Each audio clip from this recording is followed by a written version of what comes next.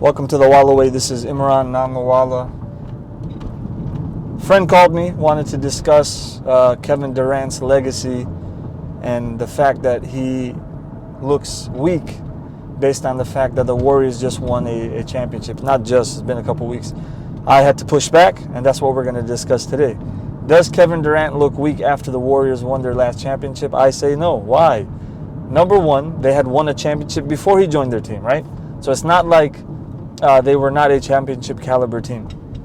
Now, yes, there are some differences of opinions about him joining them and if that move was weak. And some people go back and forth, right? Because he did join a championship caliber team. At the same time, Kevin Durant had already made it to the finals. He had lost.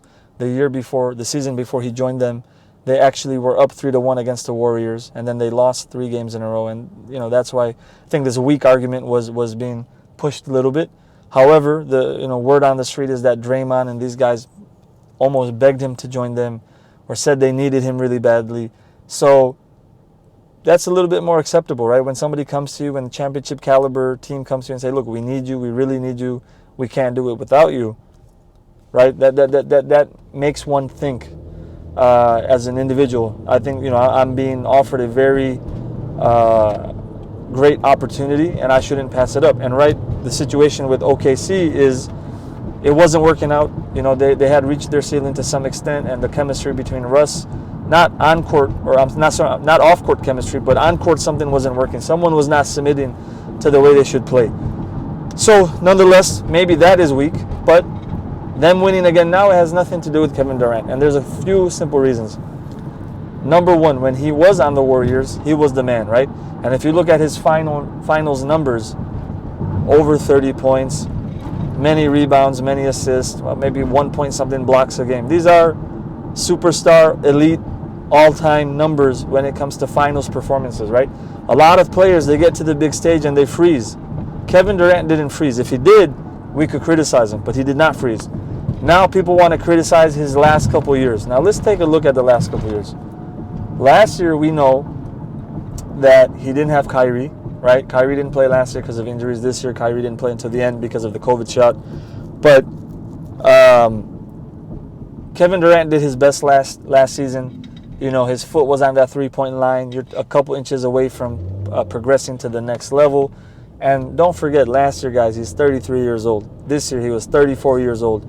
He's still a guy who suffered a major Achilles tear, who has come back and is still playing at a superstar level, which is amazing in itself in his 30s. This is an injury that takes people out, and this guy came back and he's still scoring at an elite level. So how much expectations can we put on him, right? Kyrie Irving missed most of the season. James Harden got traded in the middle of the season because that wasn't working. Joe Harris, they're another great three-point shooter that they have, not available this season. So what were they supposed to do, right? If healthy, there's an argument that these guys could have made it to the finals. Last year, if they're healthy, there's an argument they could have made it to the finals. So I think expectations have to be leveled. I think people need to remember that this is someone who's suffered a major Achilles tear, who's done great elite things at the highest level, and there's rarely discussions about him not showing up on the highest stage. So I think some of this criticism is unfair. I do agree that him joining the Warriors in the first place was the most questionable thing that he probably could have done. But at the end of the day, he got 2 championships out of it. I believe he got 2 final MVPs out of it, and his status is solidified. I don't think there's any argument about it. Would it be great for him to win another one? Absolutely.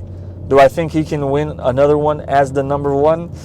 I don't know, right? He's going to probably be 35 next season, or not probably. He's going to be 35 next season, and he's not a person who should be expected to carry the load anymore, right? Especially after the injury and the age. I think the talks about him being traded or him going to Miami are excellent. I think Miami would be a great fit for him depending on who they're able to keep. I think the talks about him joining the Chicago Bulls are excellent depending on who the Bulls could keep around him, right? You keep a dynamic guy like Zach LaVine who can play off of him. Now, this is also an optimal situation for Zach LaVine. If you're able to keep Vooch, optimal situation for Vooch. It all depends on who you're able to keep. Lonzo Ball running a fast court offense, a fast break offense would be great. So let's see. But in terms of the arguments, I don't think it's weak. I don't think the Warriors winning makes him look weak and maybe slightly controversial. I think the Warriors actually, this was the weakest Warriors team that we've seen. I'm not saying they're weak. I'm saying this is the weakest Warriors team that we've seen win a championship. We saw teams like Memphis Grizzlies give them a lot of problems, even without Ja Morant on the team or on the squad or playing. So a lot to discuss even in that, and we'll talk about it sometime. Thank you.